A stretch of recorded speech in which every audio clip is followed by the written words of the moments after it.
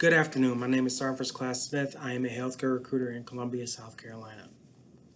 So I'm here just to tell you about some of the programs that the Army has, specifically for students that are in nurse anesthesia programs. Okay. So before we get into that, I just want to give you a little bit synopsis of myself. So like I said before, Sergeant First Class Smith. I've been in the Army for roughly 12 years. I'm a combat medic by trade, 6-day whiskey. So I've been doing this for 12 years, and I've worked at some hospitals. I've also worked in field hospitals, modular hospitals, things like that. So I've worked with many clinicians throughout the Army. So whether if it was doctors, nurses, psychiatrists, psychologists, social workers, you pretty much name it, the majority of them I've worked with, including surgeons. Did a couple rotations through some of the surgery wards that we have in one of our facilities. So now that I've talked about myself, we're going to go into why I'm actually here. So first thing we're going to talk about is the Health Professional Scholarship Program, HPSP for short.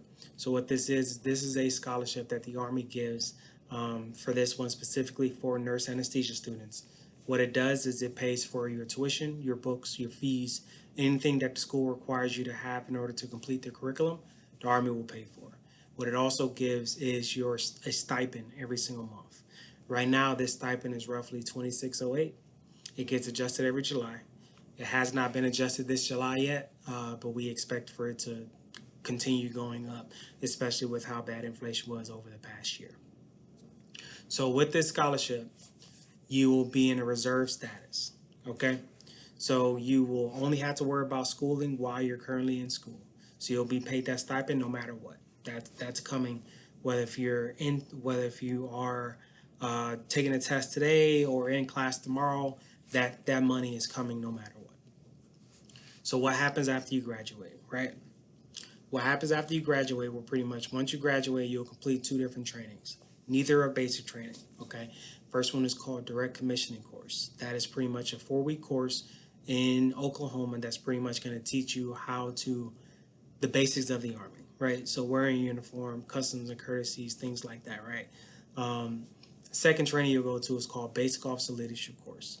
So this course is only for medical officers, so clinicians all throughout the Army, as well as medical support officers. So what this is you'll go to San Antonio, you'll be in a hotel, you'll wake up, you'll work out, you'll go to class, after you're done with class, your time is your time. So if you want to go downtown to the Riverwalk, by all means, go ahead. If you want to go to San Marcos or you want to go to Austin while you're in the area, that's very well possible, okay? So those are only 2 trainings that you'll have to complete in this program. Well, you have to complete those two trainings throughout all 3 of the programs that I'm talking about you today. So once you complete those trainings, then you'll pretty much report to your first duty station, right? So now I've talked about kind of what the program is, talk about time owed, right? So what it is pretty much for every single year that you receive the tuition, you will have to pay back 1 year. So if you get a 2-year scholarship, then at that point you'll have to pay back 2 years. If you get a 3-year scholarship, you have to pay back 3. The only caveat to that is that it's a minimum of 2 years. So if you do a year and a half on a scholarship, because the Army doesn't give out half years, if you do a year and a half on a scholarship, then you'll pretty much have to pay back 2 years to the Army, okay? So once you've graduated, once you've already graduated, once you're fully certified as a CRNA, what is your pay going to look like, right? So what that's going to look like is once you commission or once you graduate, you'll pretty much commission in as a captain in the Army. So what does that mean? So at that point, your pay is going to range anywhere between $90,000 to maybe $130,000, and that depends on the area that you're going to be living in. And that pay specifically is for your basic pay, your housing allowance, as well as your food allowance. So that is what you'll be getting no matter what. Okay. Now, the great thing about that is with those allowances are not taxable money, right? So you may be in the Army making, I don't know, $150,000, but with those allowances, take that away, you're only making $100,000, which at that point is a very good incentive or a very good benefit of actually getting some of those allowances that even though you're making this much money, IRS is only aware of you making this much money. It's not illegal. That's just the Army giving you an allowance, and that's not taxable, right? So we talked about some of the money with the allowances. So on top of that, once you get your license, then at that point you'll also be able to get incentive pay, which as of right now changes every year depending. As of right now, it's roughly $15,000 a year. Okay, then you get your board certification. Then at that point you get more money on top of that, right? Another benefit of joining the Army as a CRNA is that you do not have to pay malpractice insurance. So all of our providers, clinicians in the Army does not have to have it because the people that you'll be taking care of, excuse me, the people that you'll be taking care of will be soldiers, family members, things like that. And at that point, being honest, I can't sue the Army, right? Now, with that being said, if you put people to sleep, make sure you wake them back up, okay? But it's just the checks and balances. Just say, hey, we train them, they're good. We know that they can complete the tasks that they need to. They are professional. They are clinicians. They know their job, right? So because of it, you don't have to pay malpractice insurance, which at that point saves anywhere from $1,000 to maybe $3,000 a month, depending on the type of coverage that you will want. Okay, so we talked about the HPSP. We talked about some of the benefits of joining the Army. Now we're going to talk about the requirements for the HPSP. A couple of requirements. This program specifically is an active duty program. So because of it, you would have to be a U.S. citizen in order to apply for this program. We have another one we have another program I'm going to talk about that's for non-U.S. citizens that are for legal residents, okay? But for this one, U.S. citizenship, okay? So U.S. citizenship, you have to have had at least a 3.0 in your undergrad for your BSN. You would also have to have held a critical care position as a critical care nurse for at least a year. What you'll also have to have is obviously you have to have your BSN, have to have your license, and then at that point, what will happen is you'll push all of that stuff up, and then from there, we pretty much see where you're at as far as see what the board says about your packet. Okay, so as long as you meet those requirements, as well as being medically qualified, so that depends case by case. So if you have any health issues, please just talk to me. Let me know, and then I'll let you know whether if that's something that you can very well overcome to apply for this scholarship. And then one other thing is morally qualified. So if you have any crazy felonies, arson, I don't know, attempted murder, like we won't be able to take you. Just being completely straightforward right now, okay? So now that we talked about the HPSP, now we're going to talk about the reserve component program. So next one, this one is called Specialized Training Assistance Program. So what this is just like the HPSP. The only difference is that you do not receive the stipend, or you do not receive the tuition and the fees, okay? So what happens is you'll receive that stipend every single month, that 2608. You'll receive that every single month. And then pretty much same process. You go through school, you go through the trainings afterwards, right? And then from there, once you pretty much complete those trainings, you'll go to a reserve unit. So reserves component is a 1 weekend a month, 2 weeks out of the year, typically during the summertime, right? So you're still commissioning as a captain, but you'll commission in as a captain into the reserve. So that incentive pay, you will still get once you actually board certified, got your license, things like that. So that you will still receive. You'll receive you receive part-time payment because you're only working 1 weekend out of the year, right? Now during that so the payback for that, the qualifications are all the same as HPSP. So payback time for that will be for every half year that you receive the stipend, you'll have to pay back 1 year in the reserve, right? It's part-time. That's the only reason why it's 1 year. Now, even if you decide to do this program, you decide to stay in, at that point, you can still do your 20 years, as a reserve officer and then retire and then receive your pension, receive your your 401k, pretty much things like that. Once you turn 62, okay, you receive your pension at 62, but that's kind of like a fallback plan just in case, because let's be honest, eventually everybody is not going to be able to work. Eventually your body is going to break down to the point to where you're not able to work. So this can be a great fallback plan for that. Hey, I'm 62 years old, or even 70, right? Because you're working until you're 70.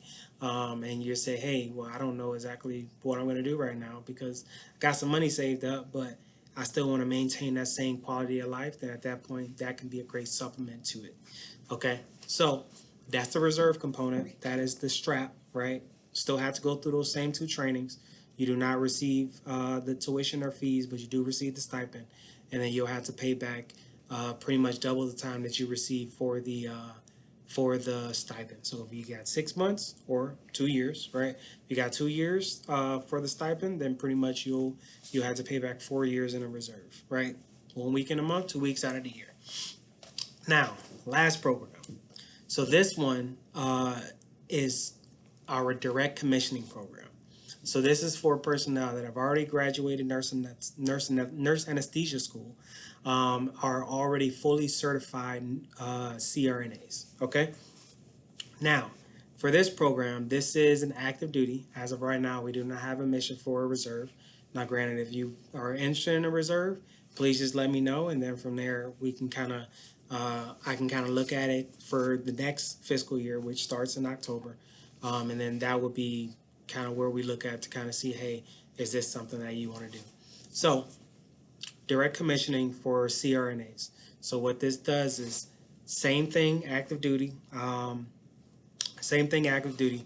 Well, what happened is once you say yes, I want to do this, the bonuses that we offer right now, as of right now, we have a $250,000 sign-on bonus. Okay, that is yours. You say, hey, I want to do this, fully certified, got my license, good. Then at that point, you can very well get that bonus. Now, on top of that, you also receive that incentive pay, that $15,000 a year that I talked about before, right? Now, that is something that is only for fully licensed CRNAs. So they still get all the same benefits of being active duty, right? No malpractice insurance, pension after 20 years, also get your TSP or 401k. Same thing, you pay into it, the Army matches that payment.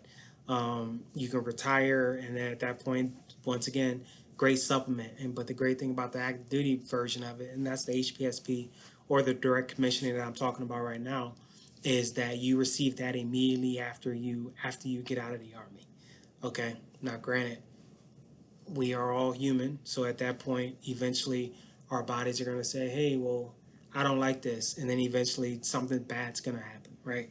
Whether if it's, "Hey, I hurt my ankle," uh, hurt my knee, shoulder hurts, things like that, and those things are going to happen, right? Because let's be honest, everybody's getting older, so because of it, eventually things are going to start hurting, and then when those things start hurting while you're in the Army, you go get seen, and then you also get extra money once you get out of the Army for disability, right? So that's an additional supplement of being active duty in the Army. Okay, now, like I said before, recap: no basic training needed for neither one of these programs. HPSP pays for tuition, books, fees, and also a stipend. Uh, you just have to do one for one for every single year you receive the tuition.